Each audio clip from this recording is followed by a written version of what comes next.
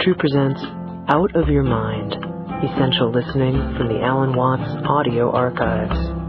Session 5, The Inevitable Ecstasy with Alan Watts.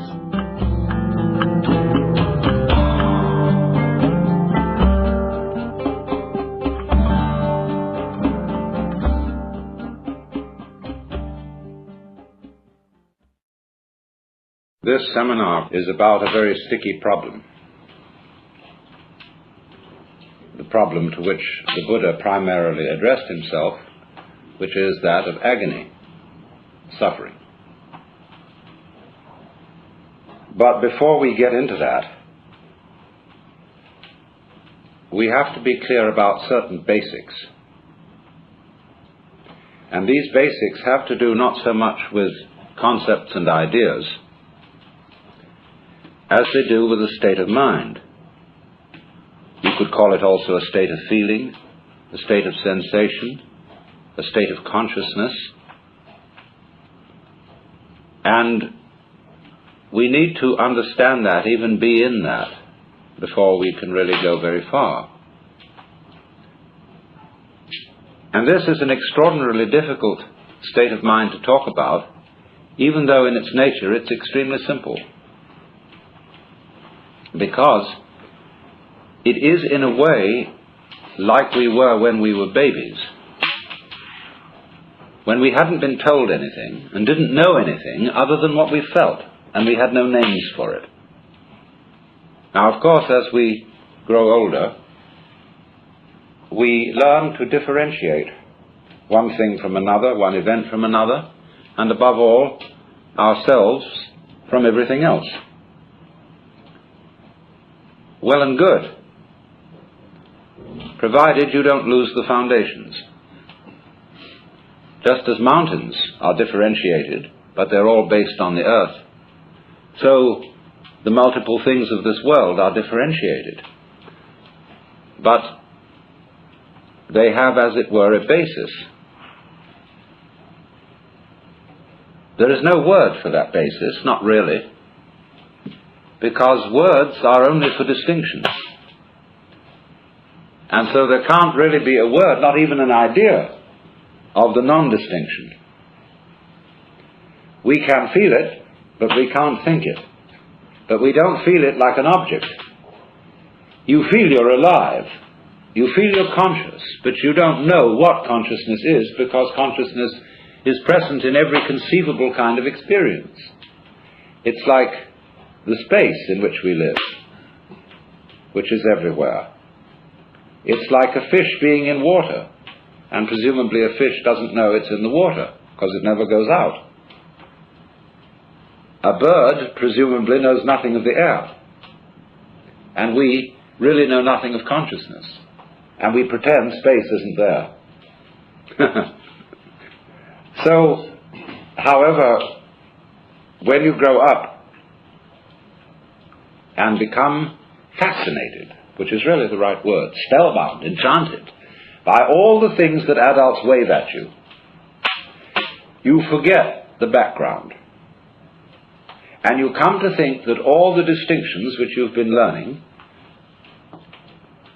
are the supremely important things to be concerned with. You become hypnotized, just in the same way as when the beak of a chicken is put to a chalk line, it gets stuck on that line. And so when we are told to pay attention to what matters, we get stuck with it, and that's what in Buddhism is called attachment. Attachment doesn't mean that you enjoy your dinner, or that you enjoy sleeping, or beauty. Those are responses of our organism in its environment, as natural as feeling hot near a fire or cold near ice. So are certain responses of fear or of sorrow. They are not attachment. Attachment is exactly translated by the modern slang term hang-up. It's a kind of stickiness, or what in psychology would be called blocking. when you are in a state of wobbly hesitation, not knowing how to flow on. That's attachment, what is meant by the Sanskrit word klesha. So when the chicken has its beak put to the chalk line, it's got a hang-up. It's stuck on that line.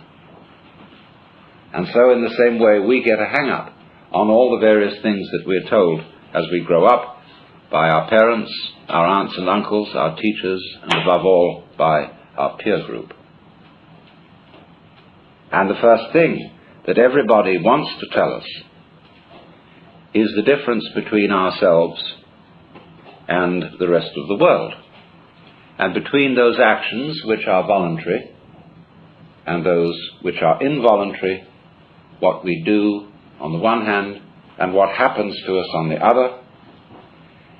And this is, of course, immensely confusing to a small child, because it's told to do all sorts of things that are really supposed to happen, like going to sleep, like having bowel movements, like loving people, like not blushing, stopping being anxious, and all sorts of things like that. So what happens is this. The child is told in sum that we, your parents, elders and betters, command you to do what will please us only if you do it spontaneously. And no wonder everybody's completely confused. We go through life with that burden on us.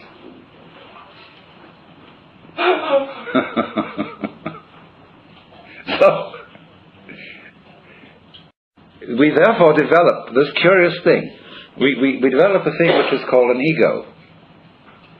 Now, I've got to be very clear to you what I mean by an ego. An ego is not the same thing as a particular living organism. For my philosophy, the particular living organism, which is inseparable from a particular environment, that is to say, from the universe as centered here and now, there's something real. It isn't a thing. I call it a feature of the universe. But what we call our ego is something abstract, which is to say, it has the same order and kind of reality as an hour, or an inch, or a pound, or a line of longitude. It is for purposes of discussion. It is for convenience. In other words, it is a social convention that we have what is called an ego. But the fallacy that all of us make is that we treat it as if it were a physical organ, as if it were real in that sense, when in fact it is composed, on the one hand, of our image of ourselves, that is, our idea of ourselves, as when we say to somebody, you must improve your image. Now, this image of ourselves is obviously not ourselves, any more than an idea of a tree is a tree, any more than you can get wet in the word water. And to go on with, our image of ourselves is extremely inaccurate and incomplete. Would that some God the gifted gives to see ourselves as others see us. We don't. So my image of me is not at all your image of me. And my image of me is extremely incomplete in that it does not include any information to speak of about the functioning of my nervous system, my circulation, my metabolism, my subtle relationships with the entire surrounding human and non-human universe. So the image I have of myself is a caricature. It is arrived at through mainly my interaction with other people who tell me who I am in various ways, either directly or indirectly, and I play about with what their picture is of me, and they play something back to me so that we set up this conception. And this started very, very early in life. And I was told, you see, and you were told, that we must have a consistent image. You must be you. You have to find your identity in terms of image. And this is an awful red herring. A lot of the current quest for identity among younger people is a search for an acceptable image. What role can I play? Who am I in the sense of what am I going to do in life? And so on. Now, while that has a certain importance, if it's not backed up by deeper matters, it's extraordinarily misleading. So therefore, on the one hand, there is this image, which is intellectual, emotional, imaginative, and so forth. Now, we would say, I don't feel that I am only an image. I feel there's something more real than that, because I have a sense of there being a particular sort of, how do we say, a center of something, some sort of sensitive core inside the skin. And that corresponds to the word I. Let's take a look at this. Because the thing that we feel as being myself is certainly not the whole body. Because a lot of the body can be seen as an object. In other words, if you stand, stretch yourself out, lie on the floor, and turn your head and look at yourself, you can see your feet and your legs and all this up to here, and finally it all vanishes, only there's a sort of a vague nose in front. And you assume you have a head because everybody else does, and you've looked in a mirror, and that told you you had a head, but you could never see it, just like you can't see your back. So you tend to put your ego on the side of the unseen part of the body, the part you can't get at, because that seems to be where it all comes from, and you feel it. But what is it that we feel? Because if I see clearly, and my eyes are in functioning order, the eyes certainly are not conscious of themselves. There are no spots in front of them, no defects, in other words, in the lens or in the retina or in the optic nerves that give hallucinations. So also, therefore, if my ego, my consciousness is working properly, I ought not to be aware of it as something sort of there, being a nuisance in a way, in the middle of things, when your ego's awfully hard to take care of. But what is it that we feel? Well, I think I've discovered what it is. It's a chronic, habitual sense of muscular strain, which we were taught in the whole process of doing spontaneous things to order.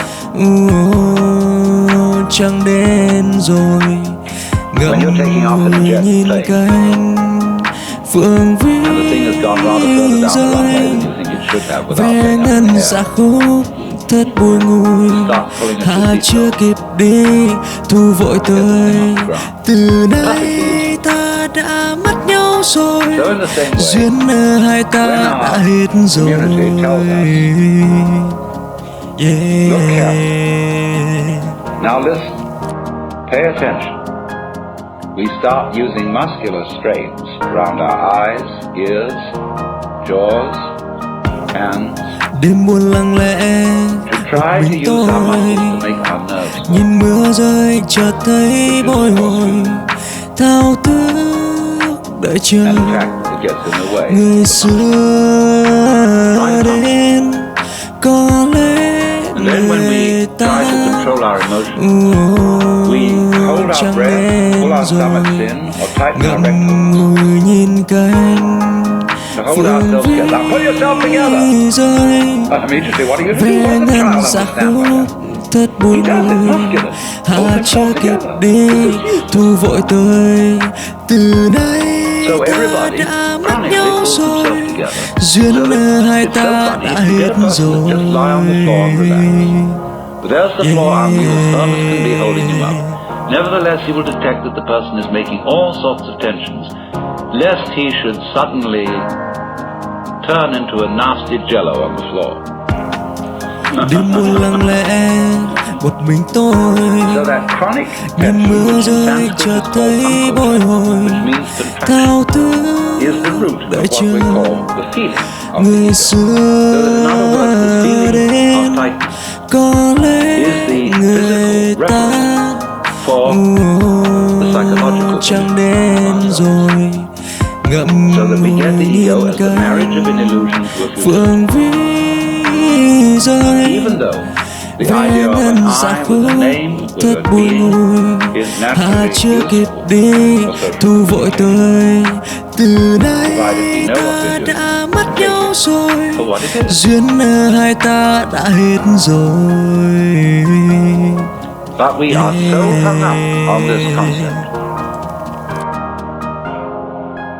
that it confuses us, even in the proposition that it might be possible for us to feel otherwise. Because we ask the question, if we hear about people who have transcended the ego, well, we ask, how do you do that? Well, I say, what do you mean? You, how do you do that? Because the you you're talking about doesn't exist.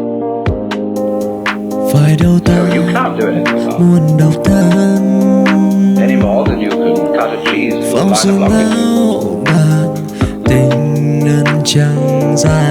Now that sounds very discouraging, doesn't it? Cuộc đời sao lắm phong ba, But let's suppose now you are chữ big. duyên lần đận You don't ta know it. nửa đời tình yêu. Now, don't be frightened, because anything you know, you can get back later. But for the time being, here is our awareness. And let's suppose you have no information about this at all and no words for it. And that my talking to you is just a Khi noise. đi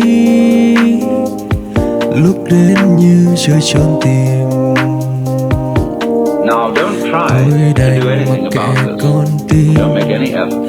để cho số phận tự Because tìm lấy naturally, nhau. by force of Mình habit, chẳng thích certain đi tensions theo remain xu inside thế, you. Certain nhưng tại ideas and sao words vẫn drift all the đến time through đến your này? mind. Chắc Just là like mình đẹp wind blows, thế này. clouds move across the Mọi sky. người cứ nghĩ Don't bother with mình them at đây all. có bồ. Don't try to get rid of them. Tôi mặc kệ đời Be số aware of mình what's đây. going on in your head, Sông ép ấy mình cũng thấy cũng like it was vui. clouds in the sky, Gọi cần em phải những mùi or the crackling of the fire. ghen hơn cay đắng. There's no problem to this. All you have to do, really, is look and listen without naming. And if you are naming, never mind. Khi đi Just listen to that. lúc đến như trời trốn tìm, tôi đành mặc kệ con tim Now that để you cho can't số force anything, phận tự tìm lấy nhau. that you can't Mình chẳng thích đi theo xu thế, willfully stop thinking nhưng and tại stop sao naming. vẫn đến đến này? Chắc là mình đẹp thế It's only này. telling you Mọi người cứ nghĩ that the mình separate đây you có doesn't bồ. exist. Tôi mặc kệ It isn't đời a số mark of defeat. mình đây. It isn't a sign of your lack Sống of đẹp practice ấy and meditation. mình cũng thấy cũng vui. That it runs on all by Gọi itself cần simply em means that the phải individual vui. separate you is a figment of your imagination. Ghen hơn cay So you đắng. are aware at this point of a happening. Remember, you don't know anything about the difference between you and it.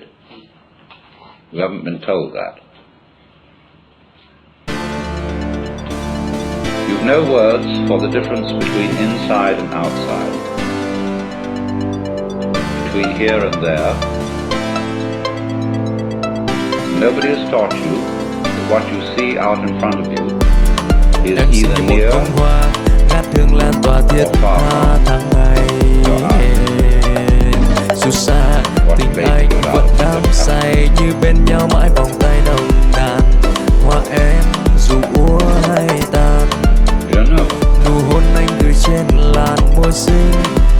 Yêu em mãi mãi chung tình, hương hoa vẫn quyện đôi mình với nhau. Đừng làm cho trái tim đau, đừng làm nỗi nhớ nát nhau tâm can. Tình yêu không đợi thời gian, yêu nhau có lúc lệ tràn đậm ly. Đừng bao giờ nói chia ly.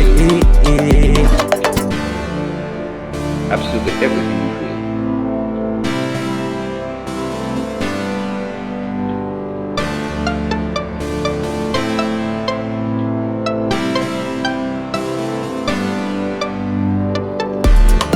Em sinh như một bông hoa ngát hương lan tỏa thiết tha tháng ngày. Dù xa tình anh vẫn đắm say, như bên nhau mãi vòng tay nồng nàn. Hoa em dù úa hay tàn, nụ hôn anh gửi trên làn môi xinh. Yêu em mãi mãi chung tình, hương hoa vẫn quyện đôi mình với nhau. Đừng làm cho trái tim đau, đừng làm nỗi nhớ nát nhau tâm can. Tình yêu không đợi thời gian, yêu nhau có lúc lệ tràn đậm mi. Đừng bao giờ nói chia ly. That's a very weird notion we have, that processes require something outside them to control them. It never occurred to us that processes could be self-controlled. Even though we say to someone, control yourself. In order to think about self-control, we split the person in two. So that there's a you separate from the self that's supposed to be controlled. Well, how can that achieve it? How can a noun start a verb? Yet it's a fundamental superstition that can be done. So you have this process, which is quite spontaneous, going on. We call it life. It's controlling itself. It's aware of itself. It's aware of itself through you. You are an aperture through which the universe looks at itself. And because of it, the universe looks at itself through you. There's always an aspect of itself that it can't see.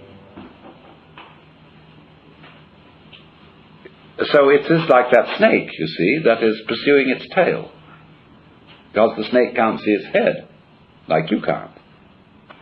We always find, as we investigate the universe, make the microscope bigger and bigger, and we will find ever more minute things. Make the telescope bigger and bigger and bigger, and the universe expands because it's running away from itself. It won't do that if you don't chase it.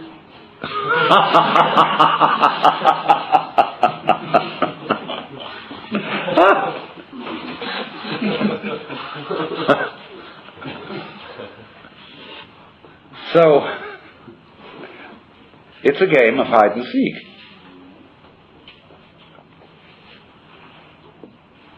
Really, when you ask the question, who is doing the chasing, you are still working under the assumption that every verb has to have a subject. That when there is an action, there has to be a doer. Well, that's what I will call a grammatical convention, leading to what Whitehead called the fallacy of misplaced concreteness. Like the famous in It Is Raining.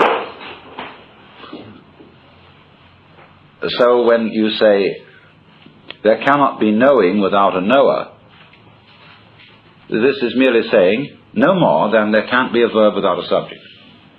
And that's a grammatical rule and not a law of nature. Anything you can think of as a thing, as a noun, can be described by a verb. And there are languages which do that. It sounds awkward in English. But face it, when you look for doers as distinct from deeds, you can't find them. Just as when you look for stuff underlying the patterns of nature, you can't find any stuff, you just find more and more patterns.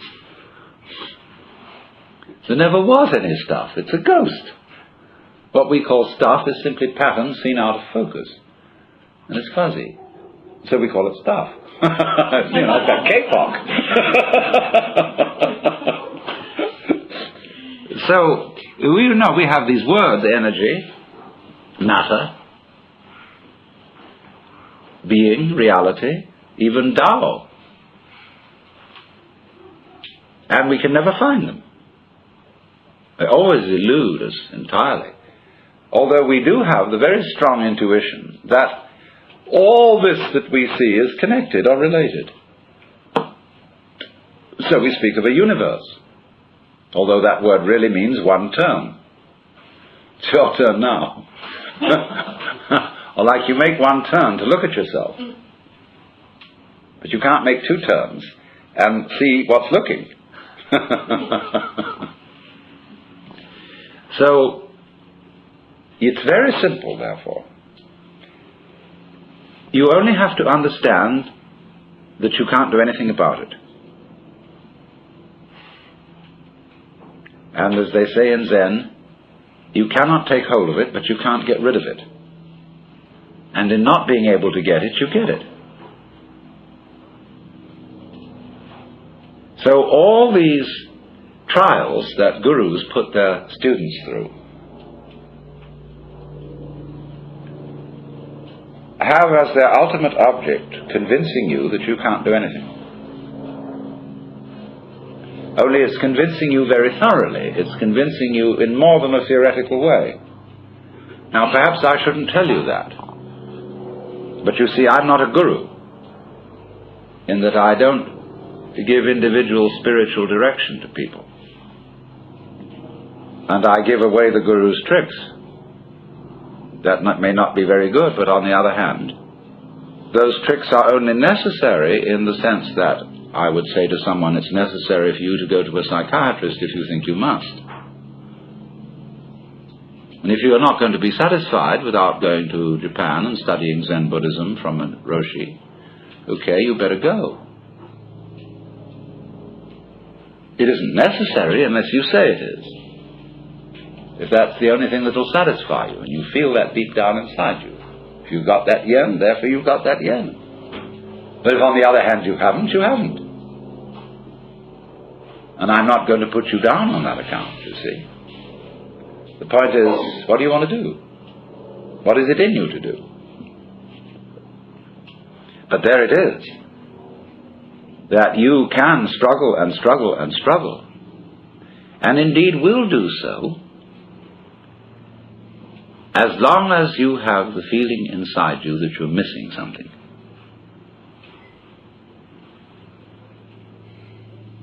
And people, your friends, all sorts of people will do their utmost to persuade you that you're missing something. Because they're missing something, and they think they're getting it through a certain way. And therefore, to assure themselves, they'd like you to do it too.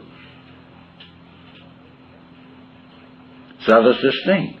And you see, a clever guru beguiles his students by letting them have the feeling of success and accomplishment in certain directions.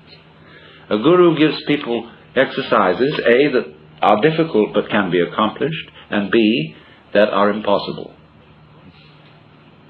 You'll always be hung up on the impossible ones, but the possible ones you will get a feeling of making progress, so that you will double your efforts to solve the impossible exercises. And then they range things in many, many ranks and levels through which you can advance. This stage of consciousness, that state of consciousness, or think of the degrees of masonry, or so on. ranks in learning things, the different belts you get in judo and all that kind of jazz. You can do that. And it gives people this sense of competing with themselves or even with others, because of the feeling inside that there is just something I'm missing. And of course, if you are learning any sort of skill and you haven't perfected the skill, there is indeed something you're missing. But in this thing that we're talking about, that isn't true. Because you, as the Buddhists say, are Buddhas from the very beginning. And all that searching is like looking for your own head, which you can't see and therefore might conceivably imagine that you're lost. So, that indeed is the point, that we don't see what looks, and therefore we think we've lost it. And so we're in search of the self, the Atman. Well, that's the one thing we can't find. Because we have it. We are it. But we confuse it with all these images. So therefore, if you understand perfectly clearly that you can't do anything to find that very, very important thing, God, enlightenment, nirvana, whatever, then what?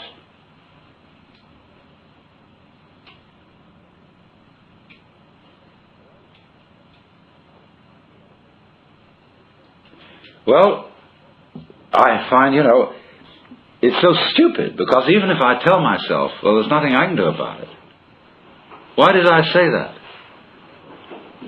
You see? Why did I say that? Why did I go out of my way to tell myself there's nothing I can do about it? Because in the back of my mind there was a funny little feeling that if I did tell myself that, something different would happen. See? All right. So even that doesn't work.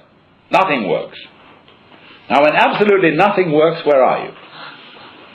Well, here we are. I mean, there's this feeling of something going on. And the world doesn't stop dead when there's nothing you can do. There's something happening. Now just there, that's what I'm talking about. There's the happening. When you are not doing anything about it, you're not doing anything about it, you just can't help it. It goes on despite anything you think or worry about or whatever. Now, there is the point. Right there. And remember, although you will think at first that this is a kind of determinism, there are two reasons why it isn't. One, there is nobody being determined. Now, other people think of determinism as the direction of what happens by the past, the causation of what happens by the past. Now, if you will use your senses, you will see that that is a hallucination. The present does not come from the past. If you listen, and only listen, close your eyes,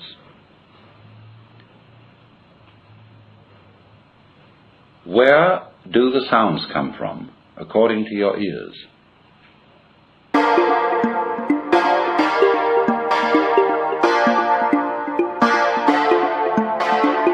You hear them coming out of sound. The sounds come, and then they fade off. Đi đi, They cứ go. đi.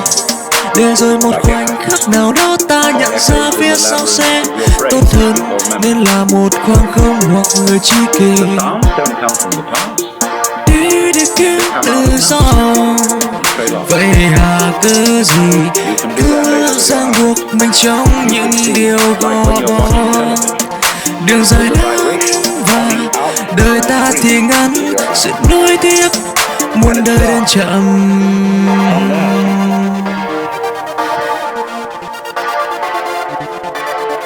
Because we see the hands, and then they move, we think that the movement is Sau một caused ngày by nào the đó, Trên con đường thực sự thuộc về riêng bạn, những quyết định sẽ khiến bạn hạnh phúc. Sự đúng hay sai, sự tự do vốn chẳng an toàn. Muốn bước đi chạm vào tự do sẽ cần ép mình trong bóng cây già, gần như giữa mục để mơ về một ngày nắng cháy. Đầu tuần mong mỏi khát khao và cuối tuần ấm áp ngọt ngào bên nhau. Có khát khao, có ước mơ sao cứ hoài tự mãn với bản thân sao. Tự an ủi mình với những điều vốn dĩ không đáng, thuộc về con tim không tuổi. Tại sao? The past does not move the present, unless you insist that it does.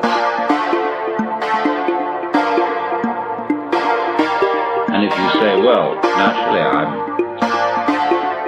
always moved by the past, Cứ đi that's another để part. rồi một khoảnh khắc nào đó ta nhận ra phía sau sẽ tốt hơn, nên là một khoảng không một người tri kỷ.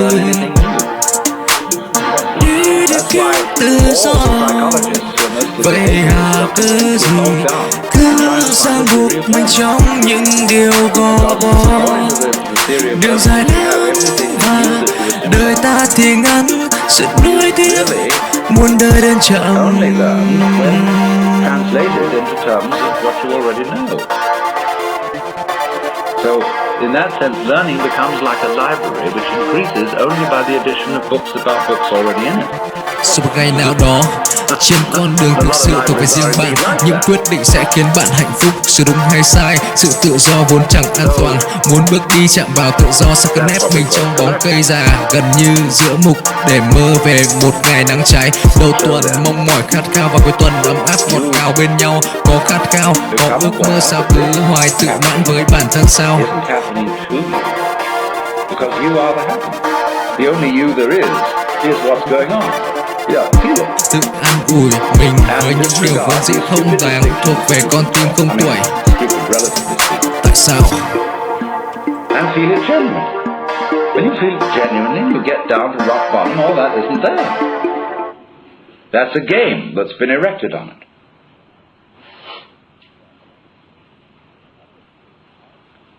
And it isn't determined. In other words, you get this odd feeling of a synthesis between doing and happening, in which doing is as much happening as happening, and happening is as much doing as doing.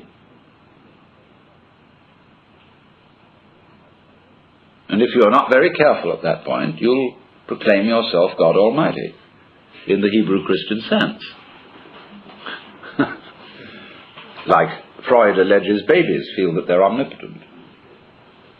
And in a way they are. I am omnipotent insofar as I'm the universe. But I'm not omnipotent in the role of Alan Watts. Only cunning.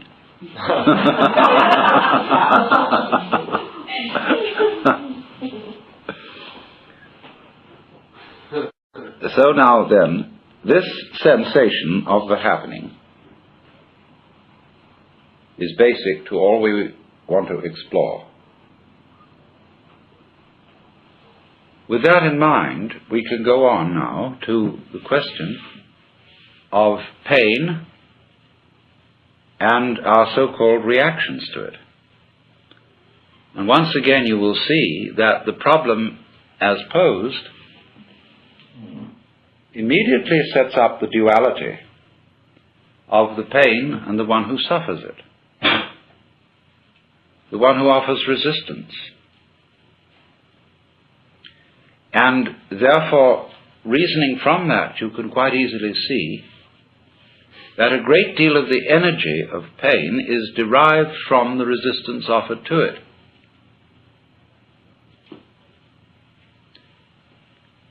And that resistance takes very many forms, not only of attempts to get away from a pain which is present. Let's suppose you try to run away from a migraine headache. As you carry it with you, you can't get away from it, and it seems to be absolutely in the middle of everything that you are. So that however much you thresh and resist, the pain goes with the threshing. Other forms of pain are problematic to a large extent because of our prior anxiety about them, and because of the valuations that we put on them. And we may as well start from that point. And what we very largely dislike about people in pain is the noise they make. When I challenged R.H. Blythe and said, "You're a vegetarian, but don't you realize that plants have feelings?" He said, "Yes, I do, but they don't scream so loudly." And so, say in a hospital or any place like that, it is taboo to scream, because you must understand that hospitals and any institution of that kind is run for the convenience of the staff. All institutions are. And so everything is done in such a way as to interiorize, localize pain. Of course, in a way that makes it worse.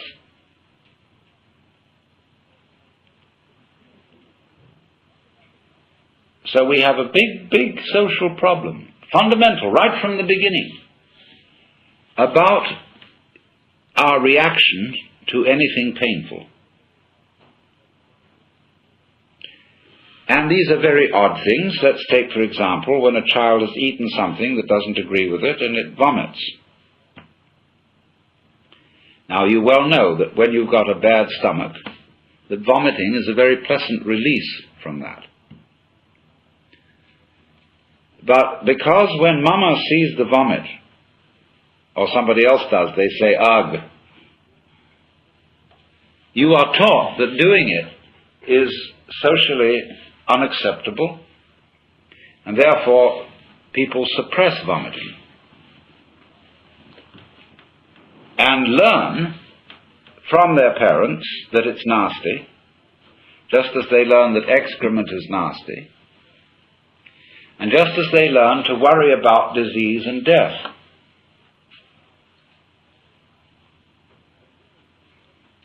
Now, there really isn't anything radically wrong with being sick or with dying. Who said you're supposed to survive? Who gave you the idea that it's a gas to go on and on and on?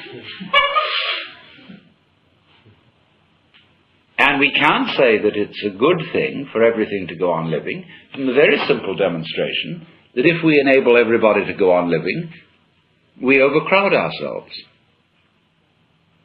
That we're like an unpruned tree.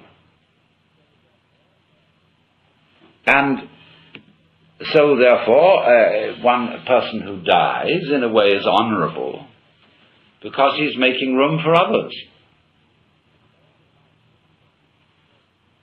And the panic that all life everywhere must be saved, although each one of us individually will naturally appreciate it when anybody saves our life,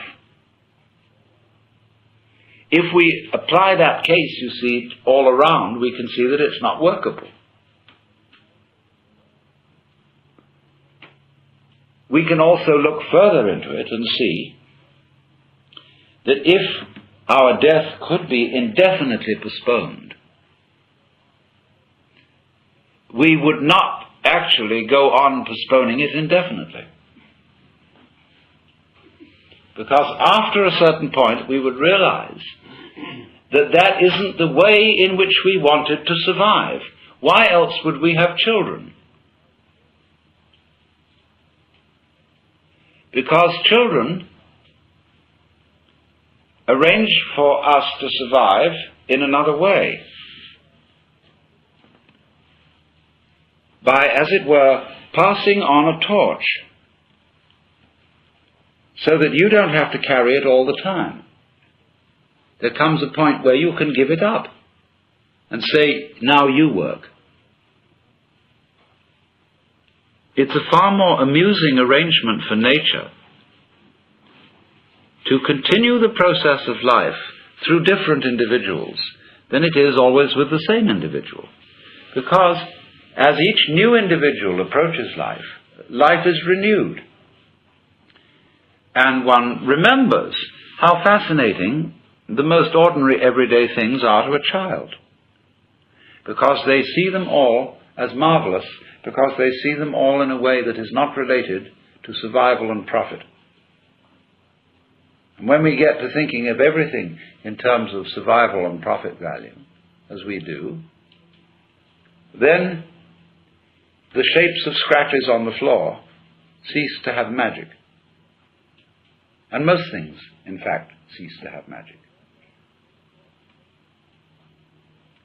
So therefore, in the course of nature, once we have ceased to see magic in the world anymore, we are no longer fulfilling nature's game of being aware of itself. There's no point in it anymore. And so we die. And so something else comes to birth, which gets an entirely new view. And so nature's self-awareness is a game worth the candle. It is not, therefore, natural for us to wish to prolong life indefinitely. But we live in a culture where it has been rubbed into us in every conceivable way that to die is a terrible thing.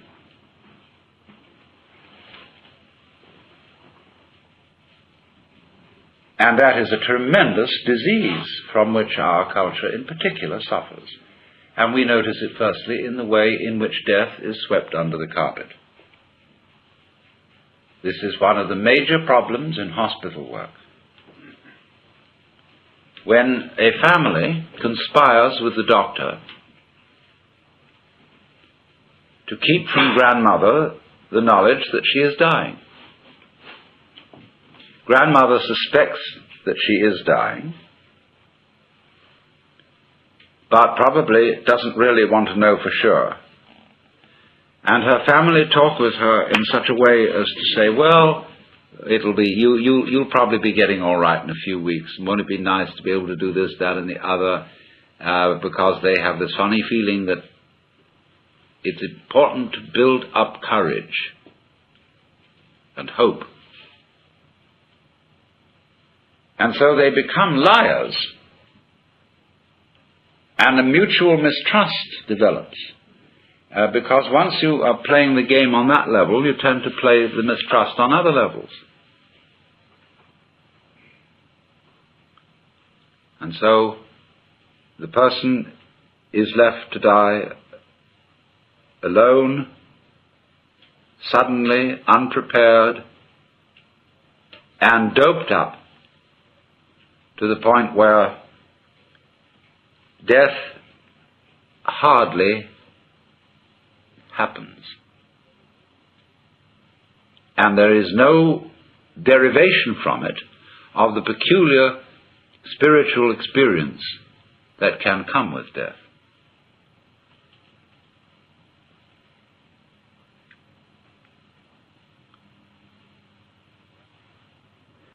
Back in 1958, I was in Zurich, and there met a most extraordinary man by the name of Karl-Fried von Dürkheim. He was a former German diplomat who had studied Zen in Japan. And when he came back after the war, he opened a meditation school and retreat in the Black Forest. And he said, well, I tell you what, a lot of my work has to do with people who went through spiritual crises during the war.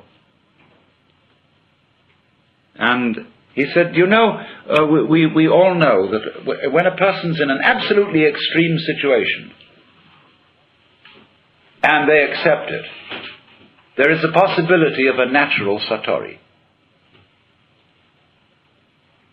And that's what I mean when I was explaining that when one gets to an extreme, that is to say, to the point where you realize that there is nothing you can do about life, nothing you can not do about life, then you're the mosquito biting the iron bull. Well, so in the same way he said, look, you heard a bomb coming at you. You could hear it whistle, And you knew it was right above you and headed straight at you, and that you were finished. And you accepted it.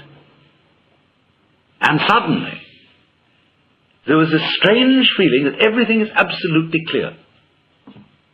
You suddenly see that there isn't a grain of dust in the whole universe that's in the wrong place. That you understand completely, absolutely, totally what it's all about. Because you can't say what it is.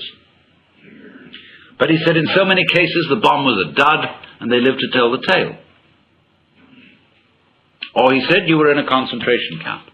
You've been there so long that you gave up all hope whatsoever, ever getting out. You were just going through this miserable, boring, degrading grind, week after week after week. Nobody paid the slightest attention to you as an individual. You knew you would never get out, and you accepted it. And suddenly, something changed. This extraordinary feeling of freedom. Or he said, you were a displaced refugee. You had lost your family. You didn't know whether they even existed. You were miles from your home. You didn't know whether it existed. You had lost your job, your very identity. You were absolutely nowhere. And you accepted it. And suddenly, you were as light as a feather and free as the air. Now he said, so many people have had those experiences, and they talk about them to their families and friends, and they say, oh, well, you were under terrific pressure, and you probably had some hallucination, you know? Well, he said, I am showing those people that so far from having a hallucination, those were the few occasions in which they woke up. So, you see, this is always the opportunity presented by death. That if one can go into death with eyes open and have somebody help you, if necessary, to give up before you die, this extraordinary thing can happen to you. So that from your standpoint, in that position, at that time, you would say, I wouldn't have missed that opportunity for the world. Now I understand why we die. The reason we die is to give us the opportunity to understand what life's all about. By letting go. Because then we come to a situation that the ego can't deal with. When we are no longer hypnotized by that, then our natural consciousness can see clearly what all this universe is for. So, therefore, we have missed this golden opportunity by institutionalizing death out of the way, instead of having a socially understood acceptance of death and rejoicing in death. Now, I could imagine that one person would want to rejoice in death in an entirely different way from another. Like, say, a wedding is a rite of passage. There are certainly some forms of celebrating a wedding which I would find a total bore and quite offensive. Other ways would be very good. I would enjoy it. So everybody, in other words, I'm not saying that you've got to get mixed up with a lot of people coming, laughing around you and giving you presents and cards and everything because you're going to die. But I'm only indicating a general thing, that the doctor, the ministers, the psychiatrists, and above all us, really owe it to our friends to work out an entirely new approach to death. Because what has happened, you see, from earliest childhood, the child learned that great uncle was dying and saw the family put on long faces and say, oh, that's too bad. Even Christians who think they're going to go to heaven, you know, they get absolutely morbid, more so than anybody else, about death, because heaven, as they all know, is a very boring place. And so, this frightful thing, dead, you know. Now one understands that for the living, to lose someone you love, or even for a dying person to worry about what on earth my wife, my children, my whatever are going to do without me.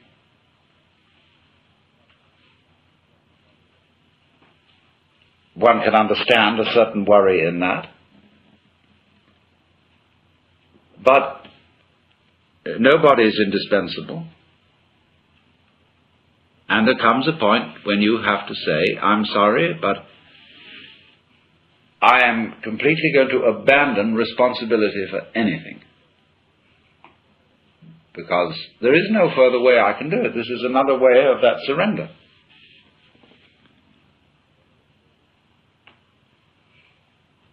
And then the curious thing that occurs is the moment all that has dropped, suddenly it dawns on you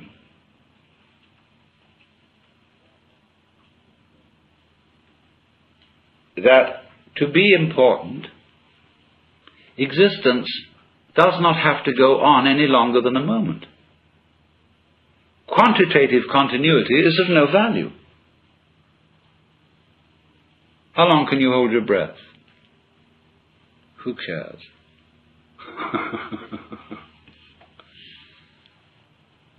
So, it follows from that, you see, that if any one of us, without being shocked into it by being bombed or put in a concentration camp, could at this moment be as one about to die,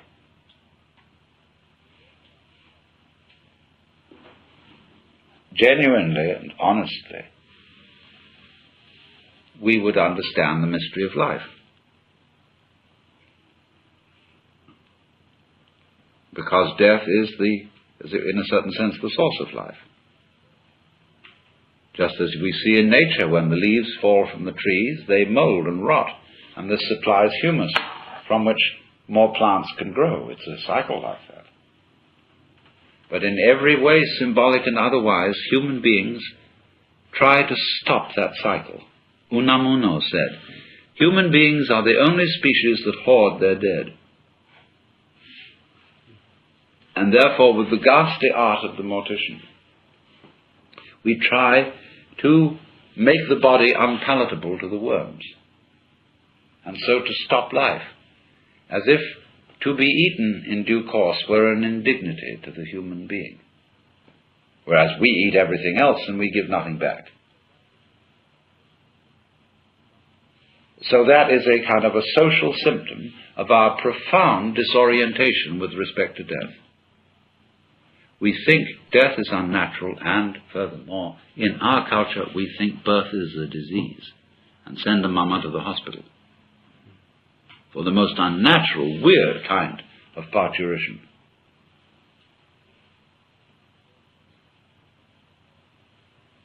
In other words, more and more one regards the healthy and inevitable and natural transformations of the body as pathological. I can imagine, people having sexual intercourse on an operating table to be sure that the whole thing is hygienic.